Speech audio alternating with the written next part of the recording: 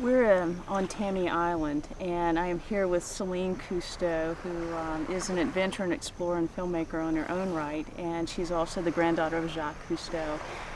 Celine is different than the other Cousteaus because she has ventured a lot more into land as well as into sea. But since we're on this beautiful paradise part of the world, we thought we would sit down with Celine and talk a little bit about ocean conservation and coral reefs.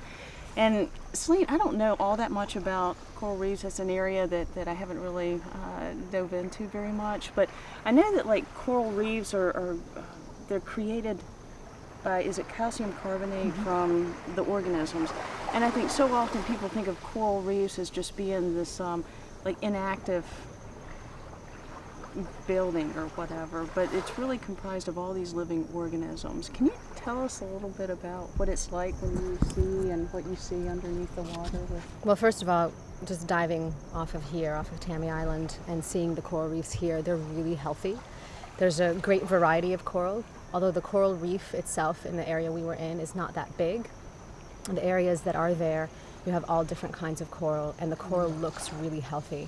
Coral reefs essentially are the foundation of the coral reef system. And then you have all of the other little critters that live off of that. You saw some of our footage, so there's little fish and crabs, you have sea cucumbers, there's some algae a little bit growing out there. But essentially, a healthy reef system is also an indication of a healthy ocean. And coral reefs are really sensitive to climate change, they're really sensitive to agricultural runoff, chemicals, pollutants in the water. You can tell here, there's none of that. Nice. There's the only thing affecting the reefs out here would probably be the boats running into reefs, so you'll see a lot of broken pieces of reef. But other than that, it's a good indicator that this ecosystem here is healthy. Our baseline on what healthy is has changed, because from the beginning of when we were studying coral reefs, that's where we started our baseline. But we really need to look at what coral reefs used to be centuries before, because that's what it's supposed to be like. So where you have a healthy coral reef system, you'll have also a lot more fish, which is good for humans, especially fishermen. I mean, if they're looking to catch fish, if the coral reef is healthy, they'll get more fish out of that. Nice. And one of the things too that I think that when people think about conservation and sustainability, they automatically think of land and the rainforest, and yet coral reefs are considered to be the rainforest of the sea.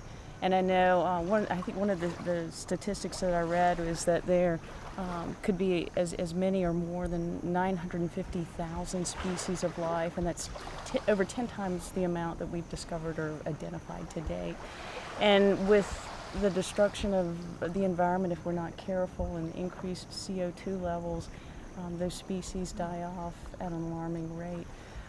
Can you tell us what, people who are watching this what they can do to try and make a difference with, I guess, saving these areas or just being more careful with these areas? There are simple things people can do to protect not just the coral reefs, but the ocean in general. One is being really cautious of the pollutants we use. We use a lot of chemicals in our homes, and all of that gets washed down the drain and eventually ends up in the ocean. Anything you throw into the street that gets washed down eventually ends up in the ocean.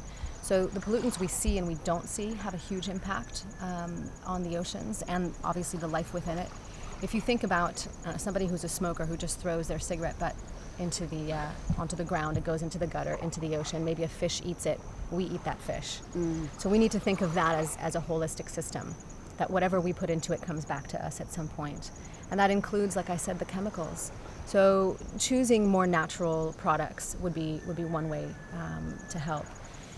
On a bigger level, climate change is causing a lot of damage with the coral reefs, with the oceans warming, ocean acidification going up. There's a lot of problems that impact the coral reefs. As you said, coral reefs are the rainforests of the oceans. They're also very sensitive ecosystems, and there's a whole breakdown happening at that level. So, God, I mean, there's so many things, but for something tangible, it would be to think that everything you do in your home, everything you do outside your home has an impact on the ocean. Then people can start thinking in a more holistic way. That's a great point. Yeah. Anything you're going to do to help the outside environment is going to end up being good for the ocean as well. And one of the things that I think when I grew up in school, anything to do like with marine biotechnology or marine biology, anything along that lines, really wasn't talked about much. But it's like there's this whole massive world of unexplored, and it's like going to outer space. And I think that children and students in particular, when they realize what's still yet to be discovered and how fascinating it is. I mean, just watching your footage and with the clownfish and everything, I mean, it's just exciting. And I don't know, I'm hoping that more and more students will become more involved with ocean conservation and just scientists and researchers who get involved with that. Do you see that more and more with the work that you're doing with, I know you're filming down in Chile now and you've done so many movies and films, and but the more awareness, the more attraction it is to younger students to go into the field and maybe follow your footsteps, especially women? I think what's tough with what's happening in the oceans is we are air-breathing creatures, so we stay on land. Most people never see anything below the surface. So it's very hard to imagine what's underneath the ocean. I mean, this is just a glimpse coming offshore. It's just a glimpse in 30 feet of water of what exists. But the ocean is vast. One way to bring that in is to really include in the educational programs is to include oceanography, marine biology, that it is very much and should be an integral part of our educational system. And more, I'm hoping that that gets brought into schools because kids need to understand that. You know, anybody that eats a piece of fish is connected to the ocean. And just that in and of itself is also a simple way to explain if you have something on your plate, it came from somewhere. And you need to understand where that food came from. If it's a fish that's been overfished or if it's an unsustainable fishing practice, you might want to choose not to eat that fish. And that's a way to also help protect the oceans and keep a balance. We need to have more knowledge of what's going on in the oceans because we're integrally connected to it. And just as we're taking resources from land at an unsustainable rate, we are definitely taking resources from the ocean at an unsustainable rate. That's a great point. And that's only going to hurt us in the end. So instead of being, I guess, post-traumatic reactive to a problem, we need to think in preventative measures. And that includes with what's going on underneath the waves. That's a great point. And I think one of the things too that we're so involved with Healing Seekers is, you know, the medicinal side of it.